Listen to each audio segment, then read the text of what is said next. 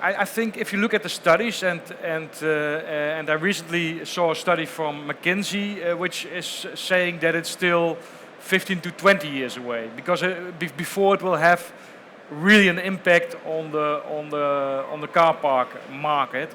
But then again, in 20 years, who can tell me what will happen with offices or with retail or with hotels? I don't know.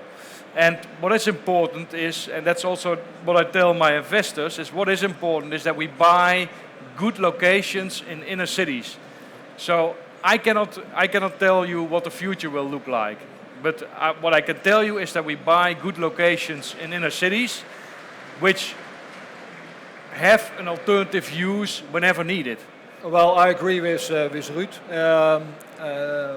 All research shows so far it will take some time, at least 10 to 20 years, because it's not only the technical challenges that have to be solved. If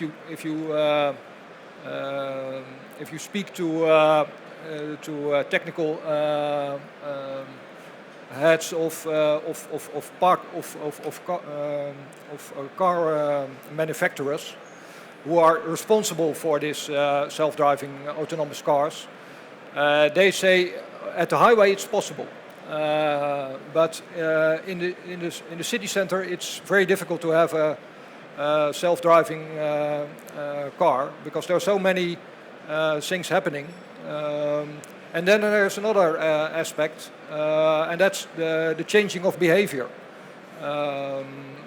It's difficult for people to let go, to not be in control. So probably it will take a next generation to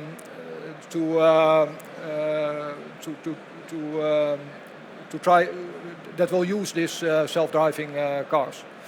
But of course we already are working on other business models, on the alternative uses Ruud Roosen is mentioning, because you have to be prepared for the future. Nobody knows exactly what will happen, so we are already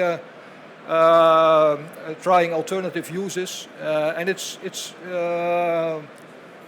what we do, for example, is bike parking, motor parking. Sometimes we organize parties in parkings. Sometimes we have a supermarket in a parking.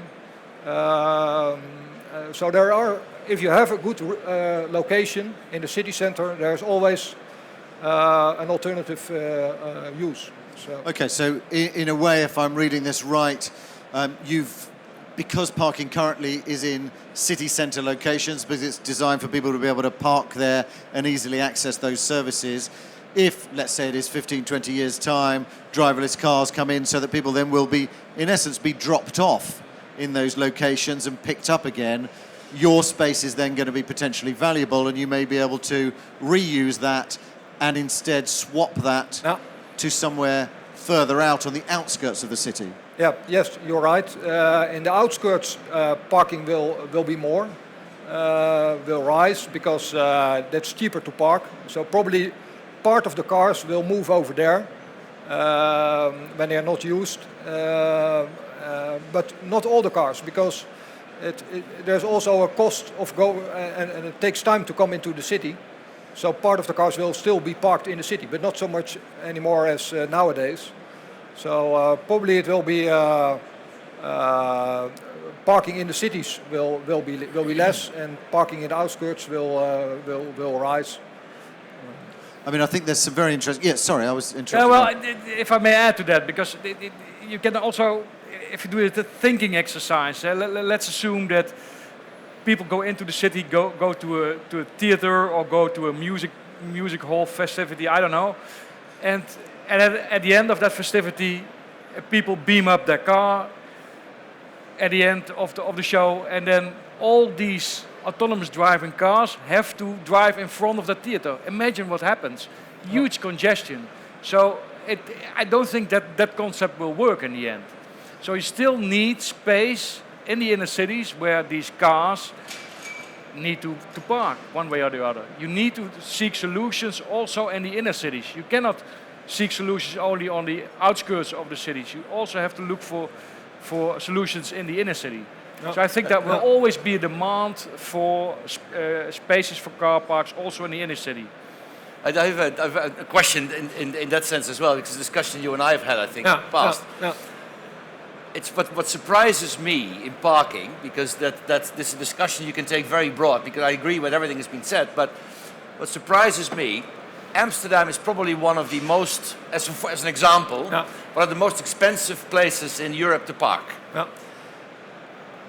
You have Parkline and all these little label-based or license plate-based parking. There's a lot of technology being used. If I go into parking spaces, yours or any of your competitors, I always find it a hassle to put my card and all this kind of stuff. You can read my plates. I can have a design or a chip on I can just drive through. That's one. And secondly, if you combine that with all these polls that every 3-4 years, every city government changes, where you have to type in your number if you don't have Parkline and all that jazz. Why would a city government not see parking in the city center as a premium? If you want to park your car and you want to pay $20 per hour to have your car convenient close to your theater, that's a choice. If you want to park it 15 minutes down the street and take a tram and park it for an hour, for €1 per hour, why wouldn't you do that? Give people choice. That would be an alternative to solve a parking problem, I would think. It's the simplest thing to do. But I have not seen any movement in that sense. How do you see that? I mean, that's something that could work. Well, it's developing already. I agree with you. Parking will become much easier in the future. And we already see it happening. But it has to be paid, of course. So you see it happening at airports. You see the license plate recognition, but it takes time, of course. Yeah, of course. I see it from the reason I'm bringing it up, and I've been thinking about it, because I get from my clients in the hotel space, I get questions. If I have to develop a hotel or buy a hotel, there's the hotel and then there's the parking. You know, in the city centers it's not an issue, but outside it is. And they're hotel operators. They're not parking operators. And usually the parking is full during the evening. But during the day, it's free. So I'd like to share that parking space for my clients and find a solution where operators like yourselves take that over, or you buy the parking spaces, and then together you operate these things and make it much more efficient, because during the day, your hotel parking is empty and it's just sitting there. If it's a commodity, use it. That's our business. Double usage, actually. Then you make more money, and it's possible to make parking easier, to invest in the parking experience, and have a hassle-free. You know how often I get requests, to deal with that? Once a year. I'm happy to solve them for you, Dirk.